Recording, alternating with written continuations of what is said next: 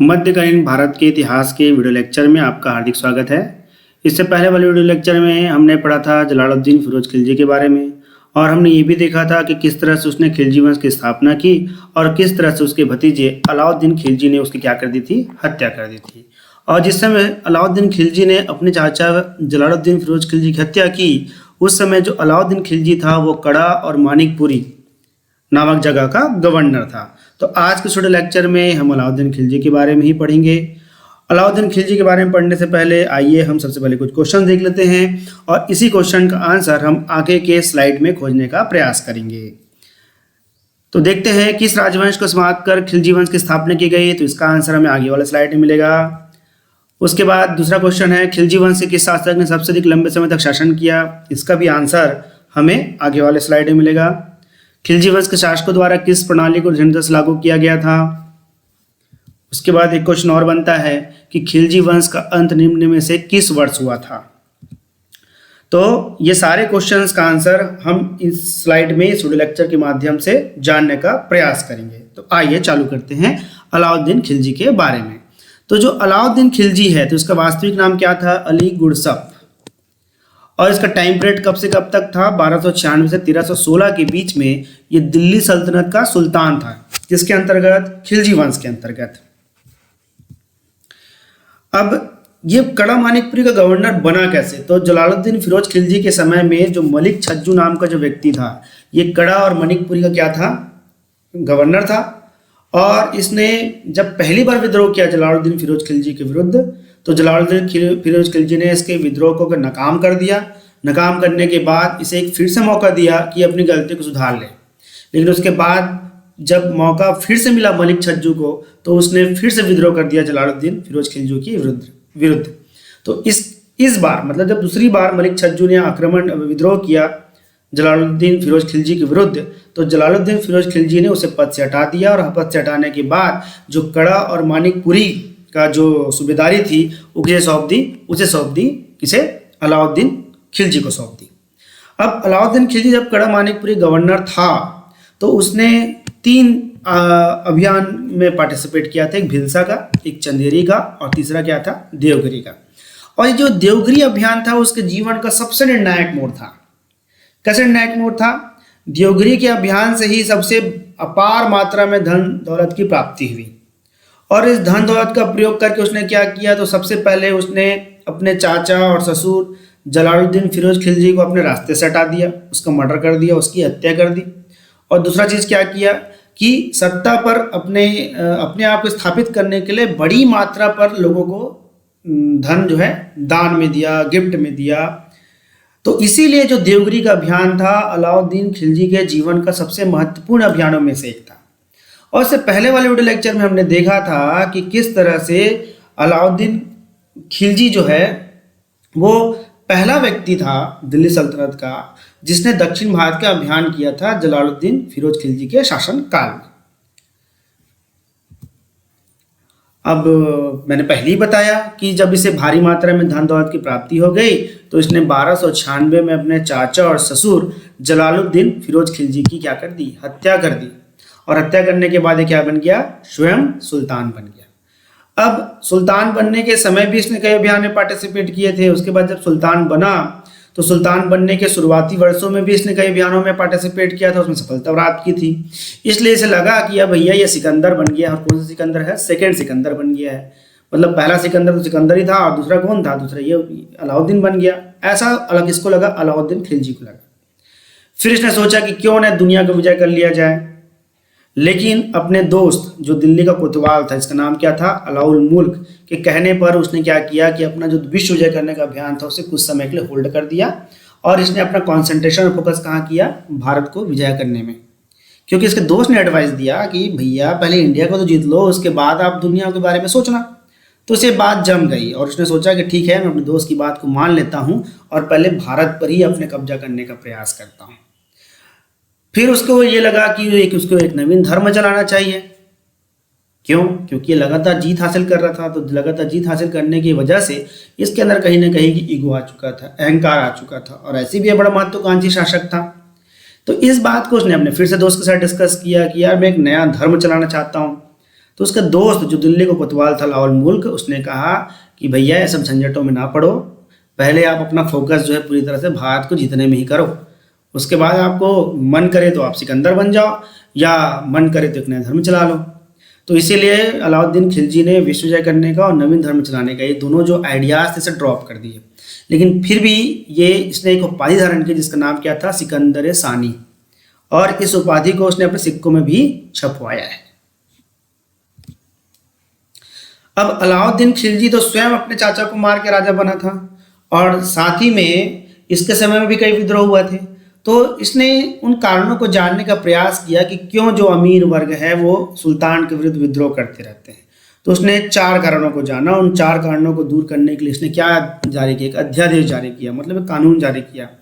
पहला अध्यादेश में क्या था, पहले अध्यादेश से बोला कि जिन भी अमीरों को उपहार और पेंशन के रूप में जो जमीन दी गई है उसे वापस करना पड़ेगा, उसे किसको, सुल्तान को, ताकि उनके पास क्या हो जाए, जरूरत से ज़्यादा धन ना हो और वो क्या ना करे, अटैक ना करे। दूसरा उसने क्या किया, दूसरा उसने ये किया कि गुप्तचर विभाग की स्थापना की, है ना। गुप्तचर विभाग पहले भी था लेकिन इसने बहुत ज़्यादा टाइट कर दिया गुप्तचर विभाग को, और उनको क्या नाम दिया, उनको नाम दिया बरीद। और फिर जो और एक जो और वर्ग था गुप्तचर को, उसे मुनहीन नाम दिया। ये क्वेश्चन पूछा जाता है एग्जाम में कि बरीद और मुनहीन से क्या तात्पर्य, तो हमारा आंसर क्या होगा, हमारा आंसर होगा गुप्तचर से। फिर उसने तीसरी बात क्या बोला, तीसरी बात ये बोला कि फिर दारू वारू कोई नहीं पिएगा। ये खुद भी दारू पीता था लेकिन इसने भी दारू पीना बंद कर दिया। उसने बोला कि कोई दारू वारू नहीं पिएगा क्योंकि लोग दारू पीते हैं और दारू के नशे में फिर विद्रोह करने का प्लानिंग कर लेते हैं, तो इसलिए दारू पर भी इसने क्या कर दिया, रोक लगा दिया। फिर से चौथा चीज़ क्या बोला, इसने चौथा चीज़ बोला कि भाई जो अमीर है वो आपसी मेल जोल नहीं करेंगे, सार्वजनिक समारोह नहीं करेंगे और वैवाहिक संबंध स्थापित नहीं करेंगे सुल्तान को बिना बताए।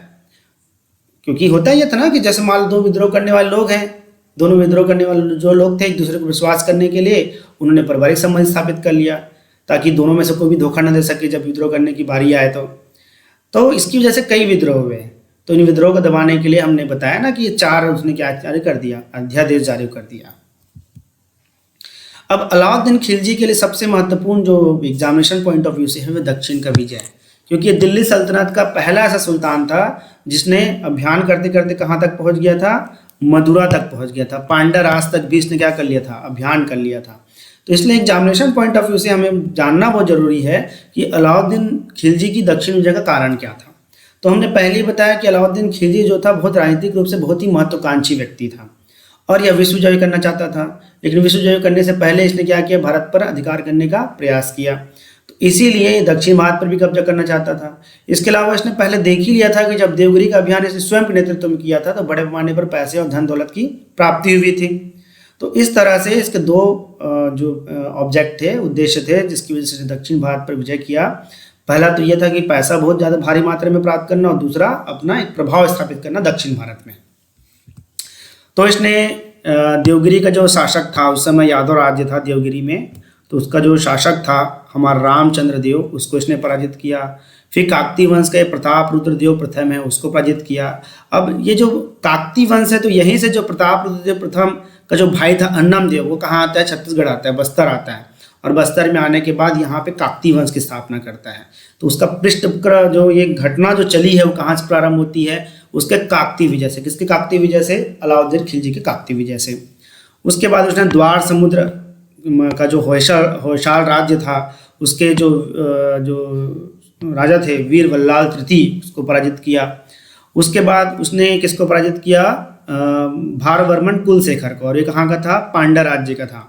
तो इस तरह से उसने क्या किया, जितने भी बड़े हमारे जो राज्य थे दक्षिण भारत के उसको सबको पराजित किया। और सबको पराजित करने के बाद उसने उसमें डायरेक्ट कंट्रोल स्थापित नहीं किया बल्कि उनसे क्या किया, उनसे टैक्स वसूला। टैक्स वसूलने के बाद छोड़ दिया और उनसे शपथ ले लिया कि भाई तुम जब तक खिलजी वंश रहेगा तब तक तुम क्या करते रहोगे, टैक्स देते रहोगे। और जब पुनः इन्होंने टैक्स देने से मना कर दिया तो उसने फिर से अभियान प्रारंभ करवा दिया, कहाँ पे, दक्षिण भारत का। अच्छा, अभी जितना भी दक्षिण भारत का अभियान हुआ था तो ये अभियान स्वयं नहीं किया था। ये अभियान का नेतृत्व किसने प्रदान किया था, ये अभियान का नेतृत्व उसने प्रदान किया था मलिक काफूर को। अभी मलिक काफूर कौन है भाई, तो जो मलिक काफूर जो है वो एक तरह से 3rd जेंडर का आदमी था, हिजड़ा था बेचारा। और हिजड़ा तो था लेकिन बहुत ही टैलेंटेड व्यक्ति था। तो टैलेंटेड व्यक्ति था, तो उसके टैलेंट से प्रभावित होकर जो अलाउद्दीन खिलजी है उसने मलिक काफूर को दक्षिण भारत के अभियान का नेतृत्व करने का जिम्मा सौंपा। अब मलिक काफूर मिला कहाँ से? तो मलिक काफूर अलाउद्दीन खिलजी के गुजरात अभियान के दौरान उसके सेनापति नुसरत खां को मिला था, और नुसरत खां ने मलिक काफूर को 1000 दिनार देकर खरीदा था। कितना दिनार देके खरीदा था? 1000 दिनार देके खरीदा था। इसलिए मलिक काफूर को 1000 दिनारी भी कहा जाता है। ठीक, तो ये जितना भी दक्षिण भारत का अभियान होगा कौन करेगा? हमारा मलिक काफूर करेगा। कौन करेगा भाई? मलिक काफूर करेगा।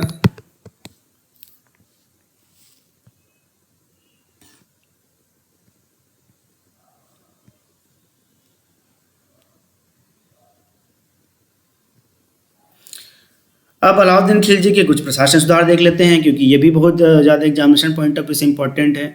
तो इसका प्रशासनिक सुधार जो था उसमें सबसे इंपॉर्टेंट इसका जो रोल था वो था बाजार नियंत्रण व्यवस्था को स्थापित किया था। दिल्ली सल्तनत का पहला और अंतिम शासक था जिसने किसको कंट्रोल करने का प्रयास किया? बाजार को। किसके माध्यम से? बाजार नियंत्रण प्रणाली के माध्यम से।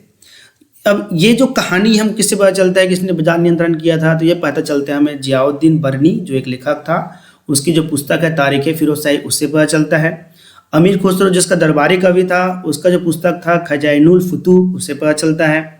इब्न बतूता जो मोहम्मद बिन तुगलक के समय में आया था तो उसने एक पुस्तक लिखी है यहाँ के बारे में, दिल्ली के अपने अनुभवों के बारे में, जिसका नाम है रहला, उससे पता चलता है। फिर सामी करके एक बहुत बड़े और इतिहासकार हुए उस ज़माने में, दिल्ली सल्तनत के ज़माने में, तो उसने एक पुस्तक लिखी फुतूह सलातीन। तो इन सारे जो 4 पुस्तकें हैं इनसे हमें अलाउद्दीन खिलजी के प्रशासनिक सुधार के बारे में जानकारी मिलती है। और इसका जो सबसे महत्वपूर्ण जो प्रशासनिक सुधार था वो किसका था? बाजार नियंत्रण का था। इसने बाजार को नियंत्रण करने का प्रयास किया। अब बाजार को नियंत्रण करने का प्रयास क्यों किया? तो इसने बाजार को नियंत्रण करने का प्रयास इसलिए किया क्योंकि इससे उसे 2 लक्ष्य की प्राप्ति हुई। पहला तो ये लोगों को इसने सस्ते दरों पर क्या उपलब्ध करा दिया? अनाज और अन्य सामान उपलब्ध करा दिया। अब सस्ते दरों पर चूंकि अनाज और अन्य सामान उपलब्ध है तो इसने अपने सैनिकों को कम वेतन देकर भी क्या किया? बड़ी मात्रा में सैनिकों को भर्ती अपने अंतर्गत कर लिया। अगर बहुत ज़्यादा रेट होता तो उसे सैनिकों को ज़्यादा वेतन देना पड़ता। ज़्यादा वेतन देता तो भाई ऑब्वियस सी बात है कि ये बहुत बड़ी सेना नहीं रख पाता। तो इसलिए इसने बहुत बड़ी सेना रखने के लिए सबसे अच्छा तरीका ये खोजा कि भाई जो सामान जो है, जो रोज़मर्रा की ज़रूरत का हिस्सा है, उसके दामों को कम कर दिया जाए। तो इसीलिए इसने बाजार नियंत्रण प्रणाली को प्रारंभ किया। अब इसने बाजार नियंत्रण प्रणाली को प्रारंभ करने के लिए एक नए विभाग की स्थापना की जिसके बारे में एग्जामिनेशन पूछा जाता है। उस विभाग का नाम था दीवान रियासत। क्या नाम था? दीवान रियासत। इस विभाग के अंतर्गत वो क्या करता था कि बाजार व्यवस्था पर, बाजार प्रणाली पर नियंत्रण करने का प्रयास करता था। और उसके लिए इसने एक अधिकारी की नियुक्ति की। उस अधिकारी का नाम क्या था? सदर ए रियासत, है ना। तो सदर रियासत जो था दीवान रियासत का सबसे बड़ा अधिकारी होता था। और इसके अंतर्गत कौन कौन लोग थे? इसके अंदर मुहस्सिब, नाजीर और बरीद और मुनहिन, इतने सारे लोग थे जो क्या करते थे कि बाजार व्यवस्था को कंट्रोल करने का प्रयास करते थे। और इसने अकाल आदि का सामना करने के लिए एक राजकीय अन्नागार स्थापित किया था। जैसे अभी होता है ना, फूड कॉर्पोरेशन ऑफ इंडिया के बड़े बड़े गोदाम होते हैं। तो जैसे कि अभी कोरोना के समय जब लॉकडाउन लगा तो भारत सरकार ने भी प्रधानमंत्री गरीब कल्याण योजना के अंतर्गत उनको बहुत कम दरों पर उनको खाद्यान्न उपलब्ध कराए थे। तो कुछ उसी तरह से इसने भी बड़े बड़े गोदाम बनाए थे।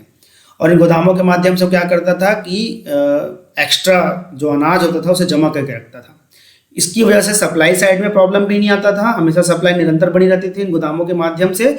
और दूसरा, अकाल के समय में ये लोगों को उससे क्या करता था, उनके ज़रूरत के अनुकूल उनको अनाज दिया करता था।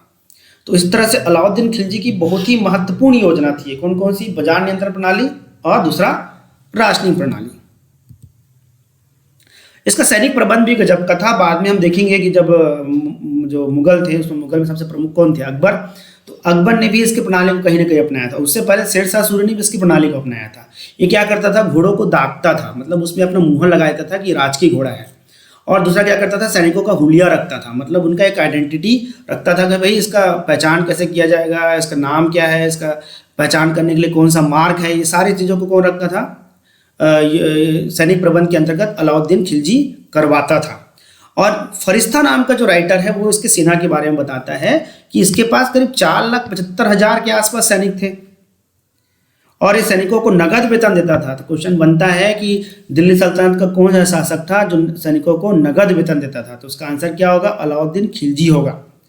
और इसने वृद्ध सैनिकों को क्या कर दिया? सेवानिवृत्त करके उन्हें पेंशन देना प्रारंभ किया। और ये दिल्ली सल्तनत का पहला सुल्तान था जो उसने क्या रखा था? एक विशाल स्थायी सेना रखा था, एक विशाल स्थायी सेना रखा था। और इसका ये सारे जो सैनिकों का प्रबंध कौन से विभाग देखता था? तो सारे सैनिकों का प्रबंध जो है दीवान आरिज नाम का जो सैन्य विभाग था वो इनका प्रबंध को देखा करता था, सैनिकों के प्रबंध को देखा करता था। अब अलाउद्दीन के दरबार में दो प्रमुख लोग थे। एक तो अमीर खुसरो थे जिसने खजाइन उल फुतूह लिखा, जिसके बारे में हमने पहले वाले स्लाइड में देखा।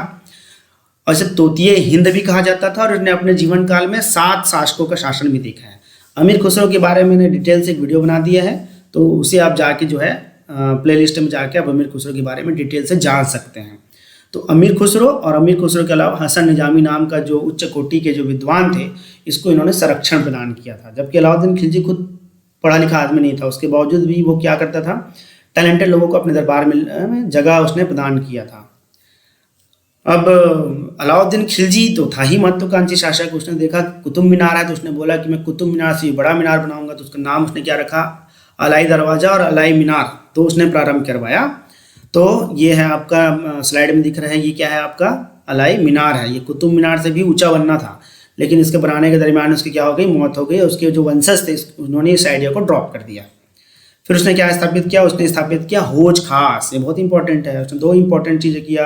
पहला तो अलाई मीनार बनवाया, अलाई दरवाज़ा बनवाया, और क्या बनवाया? हौज खास। और सीरी फोर्ट जो है उसको भी निर्मित करने का जो श्रेय है वो अलाउद्दीन खिलजी को ही जाता है। तो अब मेरे ख्याल से आप ये सब सारी चीज़ों को समझ चुके होंगे। नहीं भी समझे होंगे तो आप क्या कर सकते हैं? आप कमेंट बॉक्स में जाकर लिखिए कि आपको क्या क्या दिक्कत है, उस दिक्कत को दूर किया जाएगा। तो चलिए अब क्वेश्चन का आंसर देख लेते हैं, जिस क्वेश्चन को हमने सबसे शुरुआत में देखा था। तो देखते हैं कौन कौन सा क्वेश्चन था। तो क्वेश्चन ये था कि किस राजवंश को समाप्त कर खिलजी वंश की स्थापना की गई? तो इसका आंसर क्या होगा?